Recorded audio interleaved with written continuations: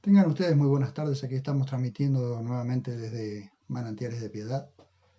Aquí estamos retomando nuevamente esta serie de enseñanzas sobre el libro de Proverbios. Y el título del mensaje de hoy es El rescate del alma no es con dinero. El rescate del alma no es con dinero. Estamos ante un proverbio enigmático, como lo vamos a ver, y vamos a tratar de descubrir tan fielmente como nos sea posible lo que el proverbio nos dice. Vamos rápidamente a lo que la escritura nos enseña hoy. Según lo que nos permite entender el próximo proverbio, el rico tiene más posibilidades de librarse de un secuestro que el pobre, o más bien, el pobre no tiene problemas con los secuestros, tanto como lo tiene el rico. Veamos qué dice Proverbios 13:8. Proverbios 13:8 nos dice, la redención de la vida del hombre puede ser su riqueza, pero el pobre no escucha censuras. Por supuesto que mi traducción de cabecera, la versión que yo uso es la Biblia Textual Cuarta Edición, eh, una, una Biblia con una traducción tan fielmente como sea posible. Así que según la lean en otras versiones puede cambiar, pero buscando las palabras hebreas, que son en las cuales fueron escritos originalmente, tienen más o menos el mismo sentido, ¿sí?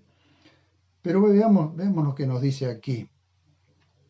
Este proverbio nos dice que la redención de la vida del hombre puede ser su riqueza, pero el pobre no escucha censura. La vida de un hombre se puede medir de muchas maneras, ¿sí? Una de las maneras, aunque de ninguna manera es la mejor medida, es su riqueza. En tiempos de crisis, las riquezas de un hombre bien pueden rescatar su vida. El proverbio bien aclara que la riqueza puede ser un rescate para su vida, pero no lo es todo. Hay varias interpretaciones y comentarios sobre este proverbio. Veremos algunas interpretaciones pues cambian según se traduce. Hagamos un análisis según traduce la Reina Valera 60 y los comentarios basados en esa traducción. Aquí hay varios comentarios. Algunos comentan que dice que los ricos tienen mayor facilidad para llegar en los tiempos de escasez, para llegar a las cosas que faltan, para los tiempos de ser atendido, el dinero puede mover más medicina a su favor. Bueno, muchas cosas se dicen sobre este proverbio, pero vamos a tratar de ver algunos, un par de comentarios que he visto para ver si realmente podemos descubrir qué nos dice el proverbio, porque creo yo, a la forma en que lo estoy viendo, que este proverbio tiene dos dimensiones, dos dimensiones. Una dimensión que es en la que está escribiendo el proverbista. Recordemos que el proverbista, según se le adjudica, es Salomón, el hombre más rico y más sabio antes de Cristo. Entonces vamos a ver qué nos dice las escrituras. Para ser honesto, me resultó bastante difícil lograr encontrar la interpretación correcta de este proverbio, pues los comentaristas que consulté no coincidían en la interpretación. Así que daré algunas interpretaciones y comentarios y finalizaré con lo que creo que entiendo de la traducción que uso como cabecera. Vamos a Proverbios 13:8 según la Reina Valera 60 o Reina Valera 1960. El rescate de la vida de un hombre está en su riqueza, pero el pobre no oye censuras. Otras versiones traducen reprensión, en lugar de censura, es decir, no oyen reprensión. También he encontrado otras traducciones que dicen no oyen amenazas o no escuchan amenazas. El comentario crítico y explicativo hace esta interpretación. Si la vida de un hombre está en peligro, a menudo puede redimirse o pagar rescate con sus riquezas. Pero los pobres nunca escuchan amenazas, es decir, los pobres no están expuestos a amenazas o envidias que afecten la seguridad de su vida. Sobre tal reprimenda, compárese a los ricos, compárese a los ricos que se libran del peligro, los pobres están libres de él, ¿sí? Los ricos se tienen que librar del peligro, por ejemplo, de las amenazas o de los secuestros o de la privación de la libertad para pedir un rescate, ese tipo de cosas. Eso es lo que está diciendo el comentario, ¿no? Los pobres no tienen ese problema o no tienen tanto ese problema, porque al pobre secuestrarlo para pedir un rescate no tendría ningún sentido. Si las riquezas tienen sus ventajas, también la pobreza tiene su ventaja. Juvenal, que es un pensador, dice: Cantavit vacus coram latrone viator. Esto significa: el viajero que no tiene nada que perder puede cantar en la cara del salteador de caminos. Es decir, puede pasar cantando delante del salteador de caminos porque no tiene nada que perder. Los pobres piadosos, sobre todo, no escucharán reprensión en el gran día del Señor.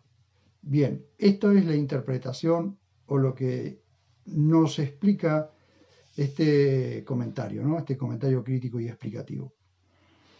Esta es su interpretación, pero vamos, por ejemplo, a la interpretación que hace John Hill de este comentario o de este proverbio. John Hill, en su comentario a este proverbio, dice lo siguiente: el rescate de la vida de un hombre son sus riquezas.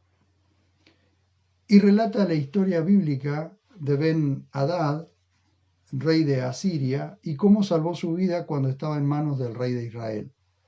Aquí tenemos una historia bíblica con la cual respalda su interpretación John Hill. Leamos en Primera de Reyes, capítulo 20, verso 29 al 34. Primer libro de los Reyes, primer libro de los Reyes 20, vamos a ver. Les dije, primer libro de los Reyes, capítulo 20, verso 29 al 34. Dice así, 29.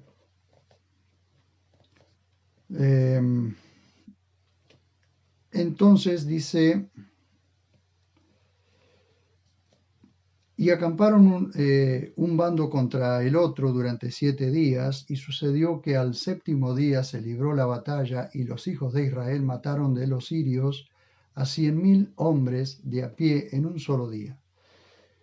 Y los demás huyeron a Afec. Pero el muro de la ciudad se derrumbó sobre los 27.000 hombres que quedaban. Y Ben-Hadad, aquí está el personaje, huyó y entró en la ciudad y se escondía de casa en casa.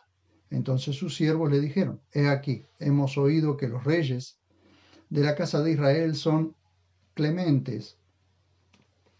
Te rogamos, permítenos ahora ceñir cilicio sobre nuestros lomos y ponernos sogas al cuello y salir al rey de Israel, quizás te conceda la vida. Y se ciñeron sus lomos con cilicio y se pusieron sogas al cuello y fueron al rey de Israel y dijeron: tu esclavo Ben-Hadad ha dicho: déjame vivir, te ruego. Y él preguntó: ¿vive todavía? Hermano mío es. Y los hombres tomaron esto como buen augurio y se apresuraron a confirmarlo, exclamando: Ben-Hadad es tu hermano. Él dijo, id y traédlo. Y Ben-Hadad se presentó ante él y lo hizo subir a su carro. Y le dijo, las ciudades que mi padre quitó a tu padre las restituiré, y harás para ti plazas en Damasco, como mi padre las hizo en Samaria. Y yo te dejaré ir con este pacto.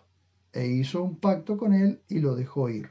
Esta es la historia que relata John Hill para mostrar cómo una persona con sus riquezas puede rescatar su vida, de lo contrario podría haber sido muerta, ¿sí?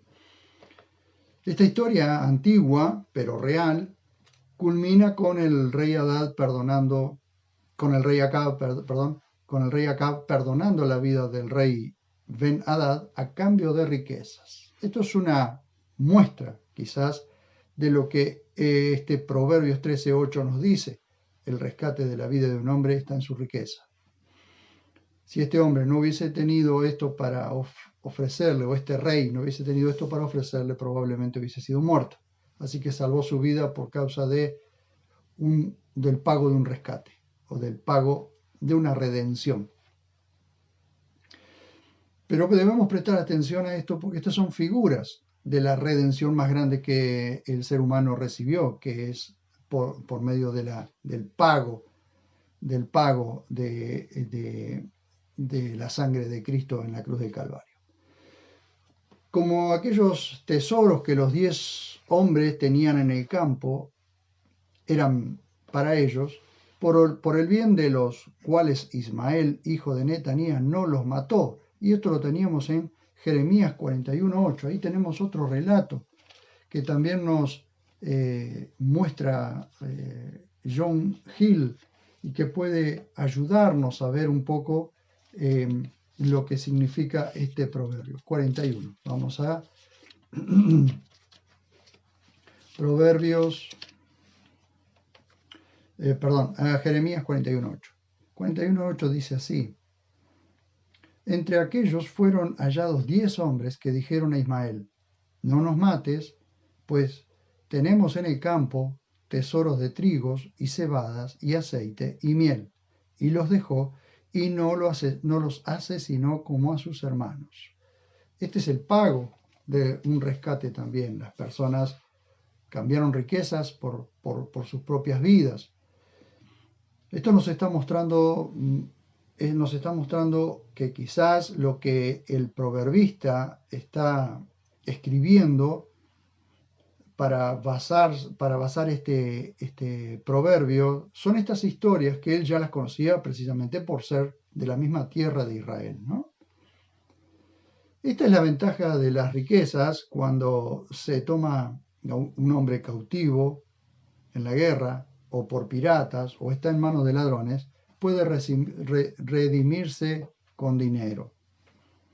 O cuando su vida está en peligro por enfermedades, puede adquirir medicamentos de curación, como les decía anteriormente, o por hambruna puede obtener alimentos para preservarlo, cuando un hombre pobre no puede. Pero esto solo debe entenderse de una vida temporal, terrenal. Pero no sirve, y aquí es donde debemos prestar atención, pero no sirve para el rescate o redención de lo eterno, que es el alma humana. Ahora bien, este comentarista agrega algo enriquecedor en un par de palabras. En cuanto a la redención espiritual, dice John Hill, y eterna del alma del hombre, eso requiere un precio de rescate mayor que las cosas corruptas como plata y oro. Nada menos que la sangre preciosa de Cristo es suficiente para eso. Al final voy a ampliar este concepto. Un comentario de Adam Clarke. Adam Clarke tiene algunos comentarios que me gustan. Dice, la redención de la vida del hombre está en sus riquezas. Los que tienen riquezas muchas veces tienen muchas dificultades con ellas, como tuvieron muchos problemas para conseguirlos, así tienen muchos problemas para conservarlos. En los países despóticos, un hombre rico es a menudo acusado de algún crimen capital y para salvar su vida, aunque puede ser completamente inocente, se ve obligado a renunciar a sus riquezas. En la segunda parte en la segunda parte de este proverbio, muchos comentaristas lo toman de forma positiva. Pero el pobre no oye censuras. Según Adam Clarke, los pobres en tales países no tienen problema. Esto es la parte positiva. Comentario de Matthew Henry. Grandes riquezas suelen tentar a la violencia en contra de aquellos que las poseen, pero los pobres son libres de tales peligros. Estos no son mis comentarios, sino comentarios de los que de eruditos que fui encontrando y que para ampliar un poco el pensamiento. Morgan explica el pensamiento en el sentido positivo. Es decir, si la riqueza tiene sus ventajas, también lo tiene la pobreza. El rico, por su riqueza, puede conservar su vida, pero el pobre escapa de los peligros a los que se llevan a los ricos. Si se toma en un sentido negativo la segunda parte, entonces aquí Salomón considera a aquellos cuya pobreza proviene de sus fallas morales. Escuchemos esto, la parte negativa. Salomón considera a aquellos cuya pobreza proviene de sus fallas morales. Ciertamente, no todos los que son pobres están en esa condición debido a su falta de voluntad para escuchar la censura, pero algunos sí lo están. Su necio rechazo de la sabiduría los conduce a la pobreza. Esto es cuando se toma esta parte de este proverbio de forma negativa. Hasta aquí algunos de los comentarios bíblicos sobre Proverbios 13:8. Ahora bien, acá voy a entrar en un tema un poco más, voy a tratar de ir profundizando, ¿sí? Como en una escalada profundizando. Veremos qué tan bien sale esto, ¿no? Veamos el relato en Lucas capítulo 16, verso 1 al 9, y luego vamos al comentario exegético y explicativo en pasajes especiales, nota 154, que asocia este proverbio con la parábola. A ver si podemos ir descubriendo algo o sacando conclusiones claras y lo más fieles posible con respecto a este proverbio. Porque este proverbio, según el comentario que hace la Sociedad Bíblica Iberoamericana sobre este proverbio, lo conecta con la parábola del mayordomo injusto. Cómo una persona puede usar las ganancias injustas para alcanzar o para redimirse o para rescatar su propia vida, ¿no?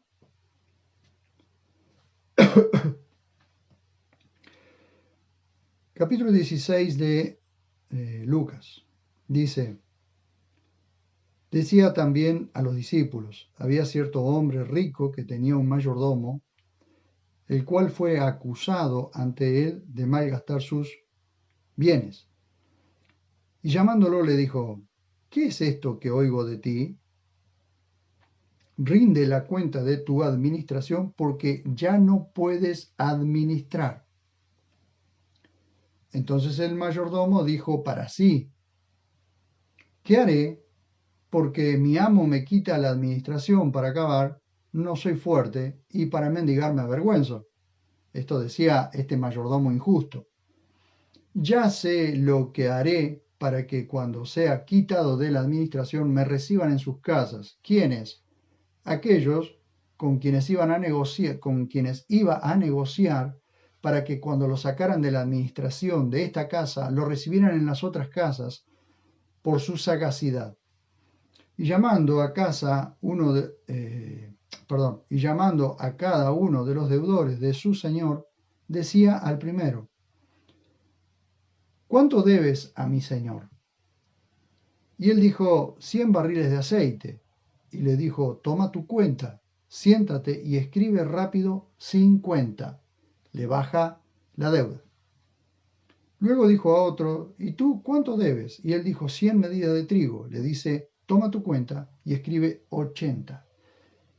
Le baja la cuenta a los deudores de su amo, porque su amo lo va a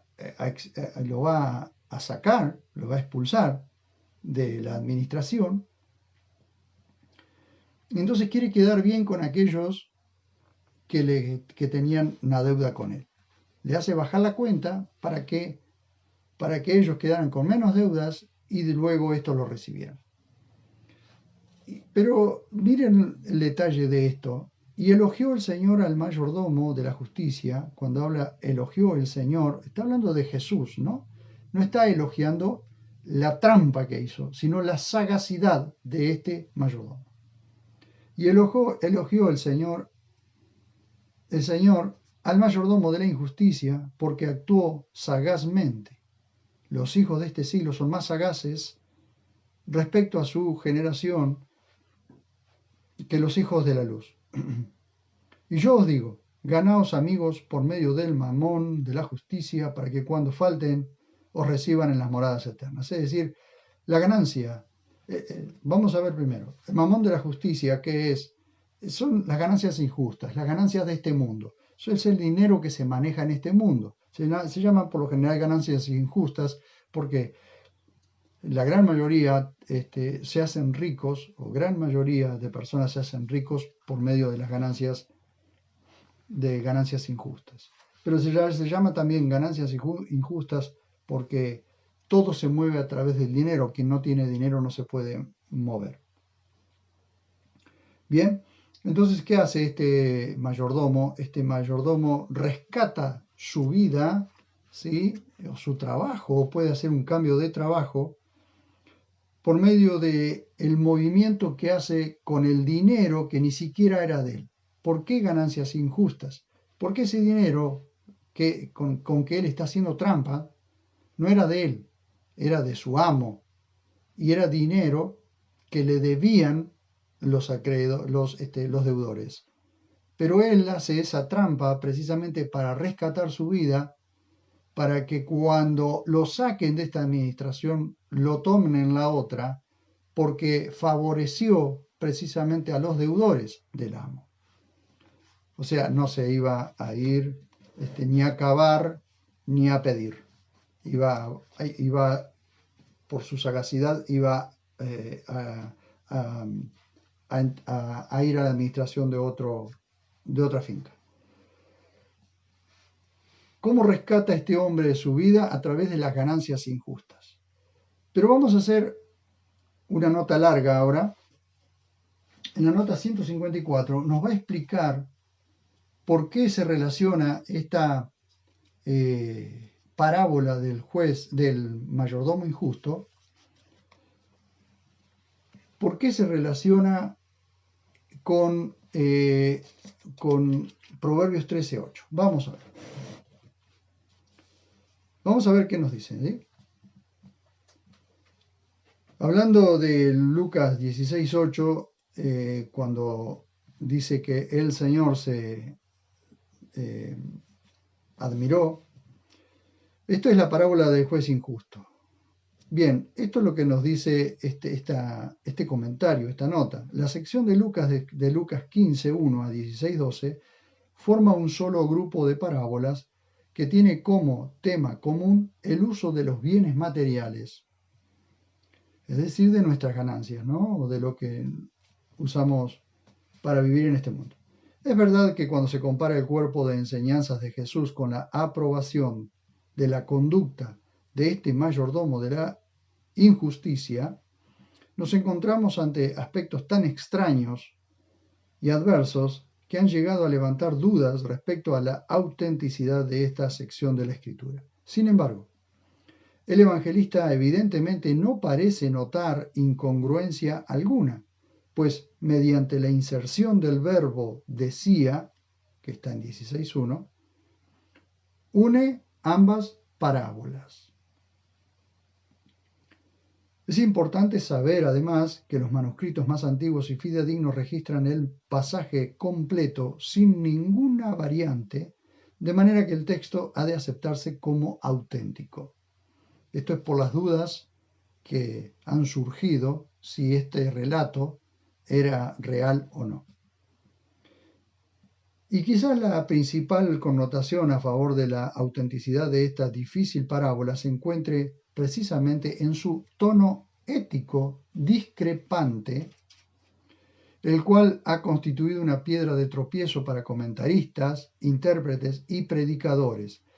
Lo que yo venía mostrándoles recién, no se ponen de acuerdo, no se han puesto de acuerdo ni comentaristas, ni intérpretes, ni predicadores, porque encuentran como una cierta discrepancia o incongruencia en el Proverbios 13:8, o lo interpretan de distintas maneras, pero resulta que también a esta parábola que está conectada o que la Biblia textual conecta con Proverbios 13:8, parece también descolocar. Pero vamos a seguir.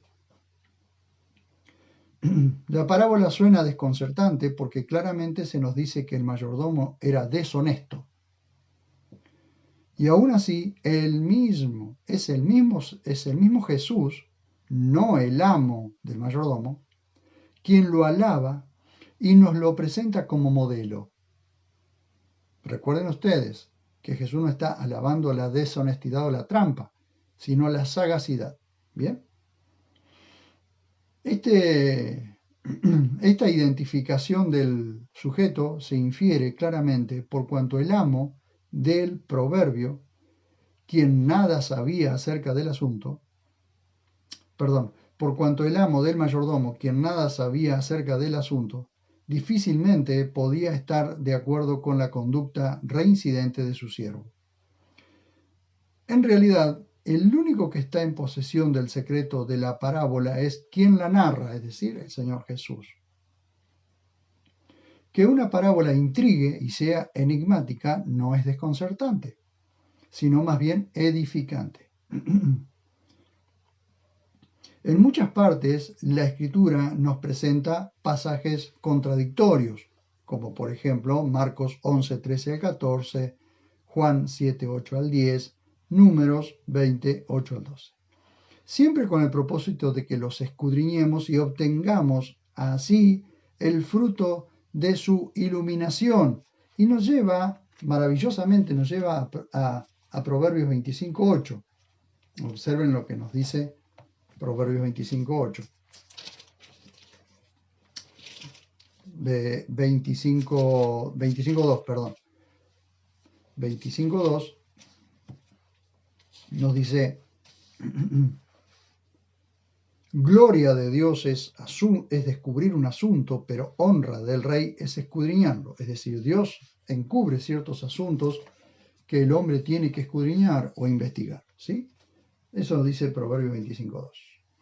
Pero entonces en esa investigación es como se va iluminando nuestra alma, nuestra mente, ¿sí? Que esto es lo que hacemos nosotros con el libro de Proverbios constantemente. Por otra parte, ¿quién sino Jesús hubiera tenido el coraje de extraer una lección de sabiduría de una conducta como la del mayordomo injusto? Miren ustedes lo maravilloso de esto. Jesús ve o narra, hace la narrativa de esta parábola del mayordomo injusto.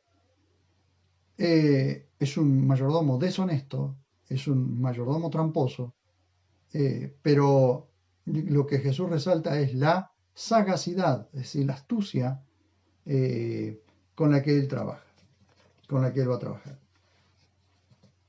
Y esto es así, miren.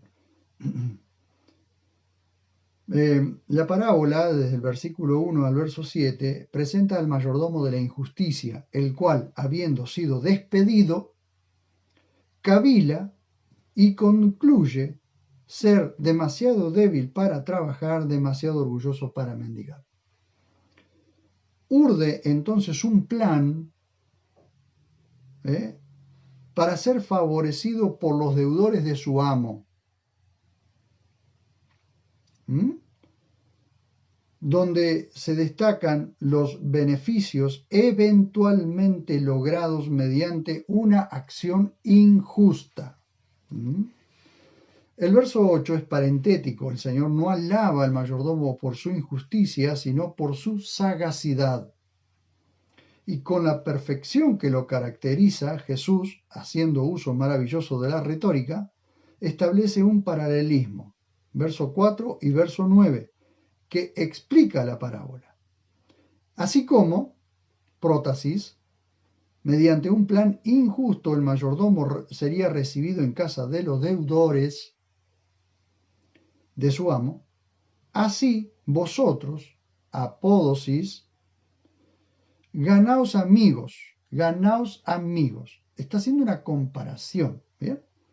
Así como mediante un plan injusto el mayordomo sería recibido en casa de los deudores, así nosotros, los seres humanos, aquellos que entendemos lo que Jesús está diciendo, dice, ganaos amigos. ¿Cuáles son esos amigos? Bueno, esos amigos son los pobres, ¿sí? Los pobres de Proverbios 13:8, que están en la segunda parte.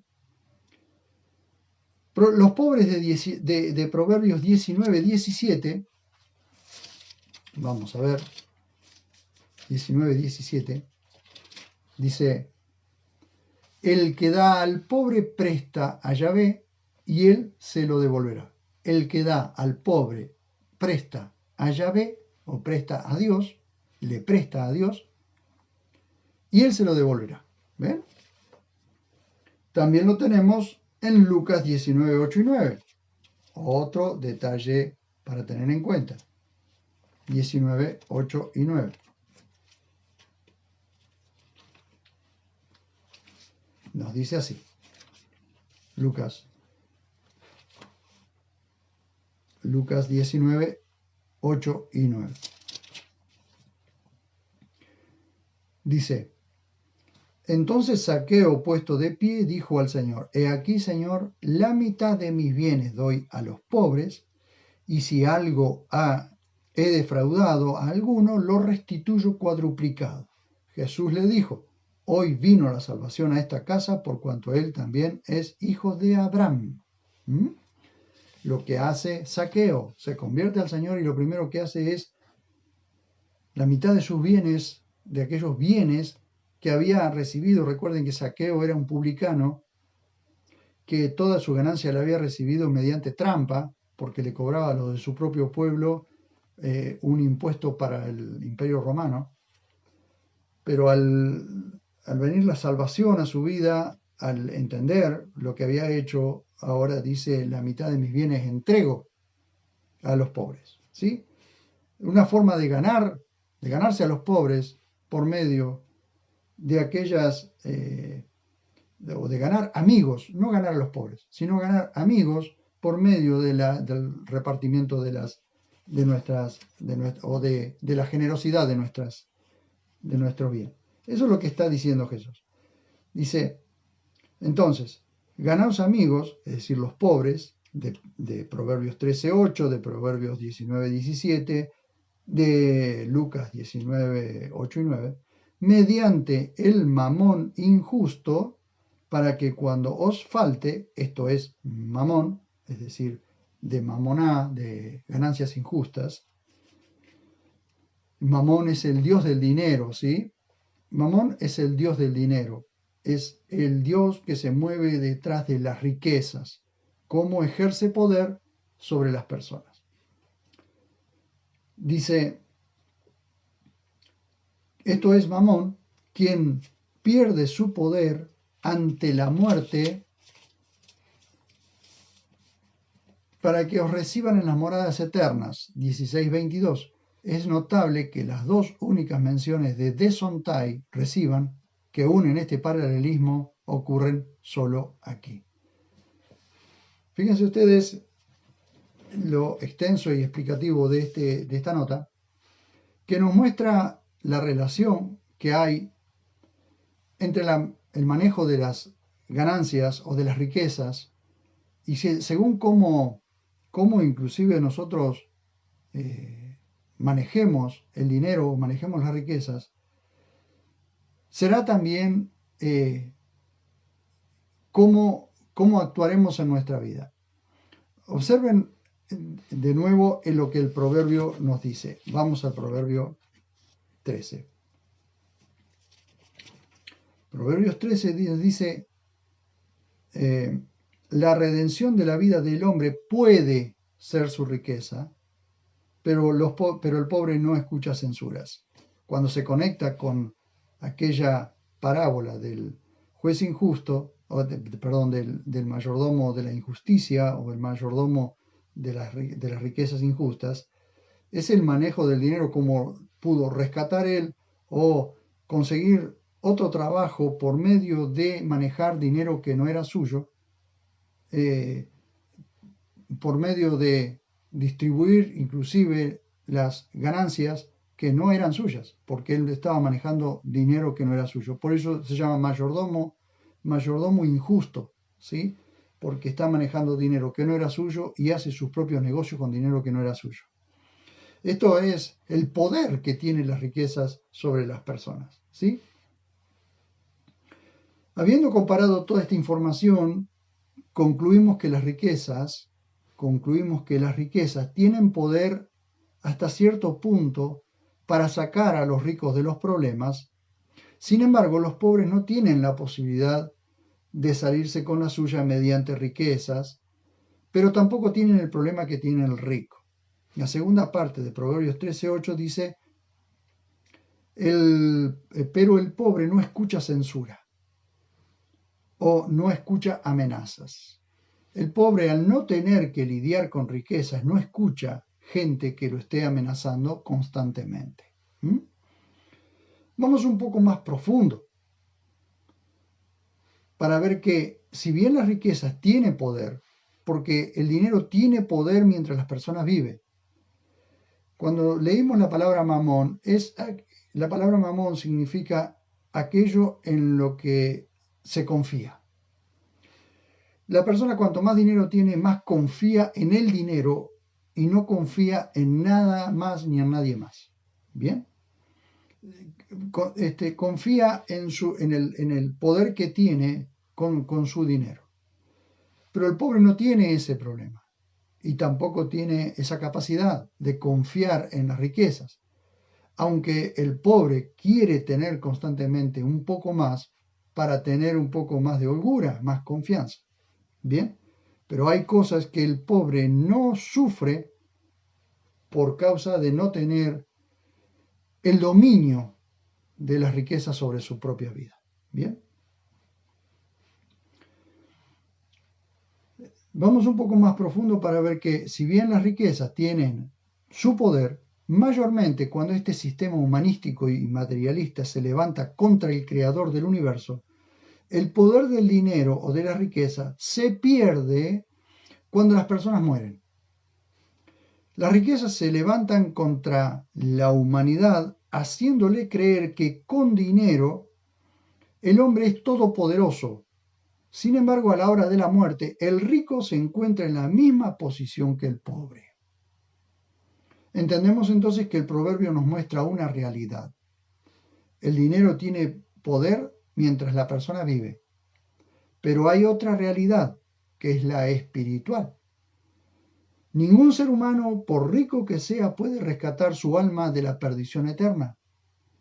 Ni siquiera el pobre con su pobreza puede salvarse de la condenación eterna. Jesús dijo que el hombre no puede dar nada por su alma. El Evangelio según Mateo registra las palabras de Jesús con respecto al poder limitado del dinero para rescatar el alma. En Mateo 16:26, fíjense conmigo Mateo 26:16, dice,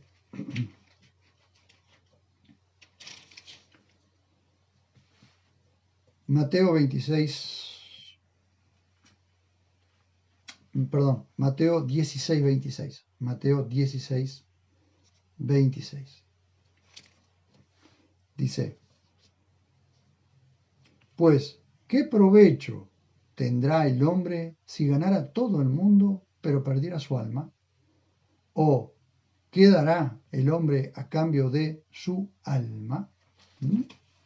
No tiene poder el dinero sobre el alma de la persona, es decir, para rescatar el alma de la persona, no tiene poder.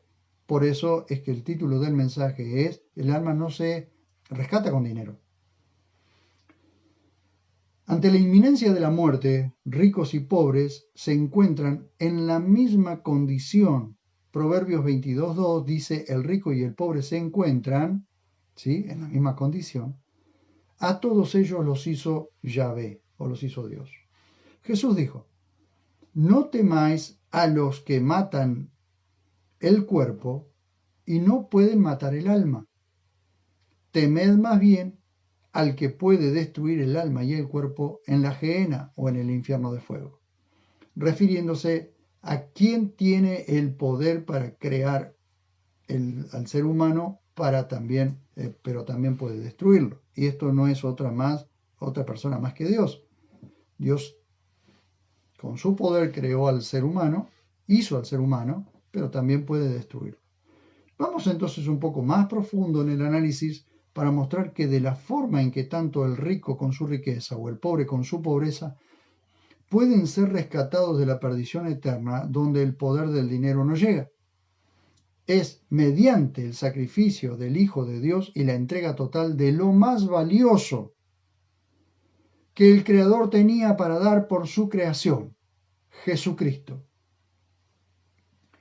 El escritor de este proverbio, según los eruditos, es Salomón, rey de Israel, y el hombre más rico de la historia humana y más sabio después de Jesús en cuanto a sabiduría terrenal. Conocía el poder del dinero, pero no conocía el poder de la sangre de Jesús para rescatar o redimir al ser humano. Así que él podía hablar del poder que tenía el dinero sobre las personas, pero no tenía el conocimiento que hoy tenemos nosotros los creyentes del poder de la sangre derramada en la cruz por los liberados del poder del pecado y de la muerte. El poder de la sangre de Jesús libera al ser humano del poder del pecado y de la muerte. Vamos entonces al conocimiento profundo que tenemos a través de los escritores del Nuevo Pacto. Recordemos que los escritores del Nuevo Pacto eran conocedores de las escrituras del Viejo Pacto, por tanto, conocían lo que este proverbio decía. Vamos primero al apóstol Pedro, conocedor de las escrituras hebreas, cómo él muestra el precio del rescate de nuestras almas pagado no con riquezas materiales, sino con la sangre preciosa de Cristo. Vamos a 1 de Pedro 1:13 al 25. Primera carta de Pedro 1:13 al 25. Nos dice así: por lo cual, habiendo ceñido los lomos de vuestro entendimiento, sed sobrios y tened vuestra esperanza puesta por completo en la gracia que os está siendo otorgada en la revelación de Jesucristo. Como hijos obedientes, no amoldándoos a las antiguas pasiones que teníais cuando estabais en vuestra ignorancia, sino, según el que os llamó es santo, sed también vosotros santos en toda vuestra manera de vivir, porque está escrito, seréis santos porque yo soy santo. Se dan cuenta que él está citando aquí una cita del Viejo Pacto del libro de la ley mosaica. Y si invocáis por Padre al que juzgue imparcialmente según la obra de cada uno, conducíos con temor todo el tiempo de vuestra peregrinación, sabiendo que fuisteis rescatados, acá está lo central de esto, fuisteis rescatados de vuestra vana manera de vivir que vuestros padres os legaron, no con cosas corruptibles como la plata o el oro, sino con la sangre preciosa de Cristo, como de un cordero sin mancha y sin defecto, escogido ciertamente antes de la fundación del mundo, pero manifestado en los tiempos postreros por amor a vosotros, que por medio de él sois fieles a Dios, quien lo resucitó de entre los muertos y le dio gloria, para que vuestra fe y esperanza estén en Dios.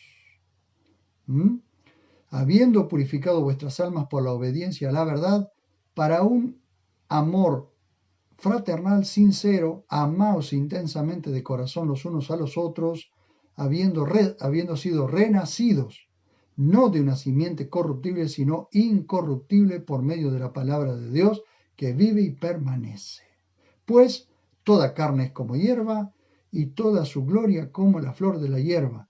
Sécase la hierba y cae la flor, pero la palabra del Señor permanece para siempre.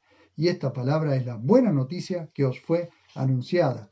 Esta es la gran diferencia que hay entre las cosas corruptibles y las incorruptibles, que es la sangre preciosa de nuestro Señor Jesucristo, la cual fue derramada en pago, en rescate por nuestras vidas. Jesús mismo dijo, así como el Hijo del Hombre no vino para ser servido, sino para servir y dar su vida en rescate por mucho, en lugar de muchos. El apóstol Pablo dice lo mismo, pero muestra que hubo un precio que pagar para ser rescatados, y esto lo tenemos en 1 Corintios 6:20. Recuerden siempre que cuando se habla de precio alto por pagar, está hablando siempre de la sangre de nuestro Señor y Salvador Jesús. Primera carta de Pablo a los Corintios 6:20 dice: porque fuisteis comprados por precio. Glorificad, por tanto, a Dios en vuestro cuerpo. Fuisteis comprado por precio. Glorificad, por tanto, a Dios en vuestro cuerpo. ¿Cuál es el precio? El precio es la sangre derramada del Hijo de Dios. En la cruz del Calvario, a los pies de la cruz, fue derramada esa sangre. Esa sangre pagó un precio. Ese precio éramos nosotros, nuestras almas, que no se pueden rescatar con dinero, ni con plata, ni con oro, ni con el dinero del mundo. ¿Ven? Efesios 2:13. Efesios 2:13. Efesios 2:13 nos dice: pero ahora en Cristo Jesús, vosotros, que en un tiempo estabais lejos, fuisteis hechos cercanos por la sangre de Cristo. Hablando del pueblo de Israel y nosotros que estábamos lejos, los paganos, los gentiles, los goyim, como nos dicen los judíos, o nos decían los judíos, aquellos que estábamos lejos de la ciudadanía, lejos de Dios, sin Dios. Fíjense ustedes, ahora la sangre de Cristo nos hizo cercanos. Por eso Jesús dijo, así como el Hijo del Hombre no vino para ser servido, sino para servir y dar su vida en rescate por muchos. Entonces, podemos concluir que aunque Proverbios 13:8 muestre el poder que tienen las riquezas sobre el rescate o la redención del rico, aunque el pobre no tiene los mismos peligros que los ricos, llegada la hora de la muerte se encuentran en la misma condición, pero el alma de uno o del otro pueden ser rescatadas por la sangre preciosa de Jesucristo. A Él sea la gloria, a Él sea la gloria, que pagó el precio para rescatarnos de nuestra vana manera de vivir. Oramos. Señor, gracias, maravilloso papá, por este momento y gracias por habernos permitido compartir nuevamente este precioso proverbio que nos muestra con profundidad, Señor, que el alma no se puede rescatar con dinero. Te amamos, Señor. Ayúdanos a reconocer esto y a tenerlo bien claro siempre, para que no olvidemos de dónde nos sacaste y hacia dónde nos llevas. Te amamos, Señor. Oro por mí y oro por todos mis hermanos y amigos que escuchan y que escucharán estas palabras, para que muchos sean rescatados de su vana manera de vivir. Gracias, maravilloso Dios, en el nombre de Jesús. Amén. Muchísimas gracias por haberme acompañado y nos vemos cuando nos veamos.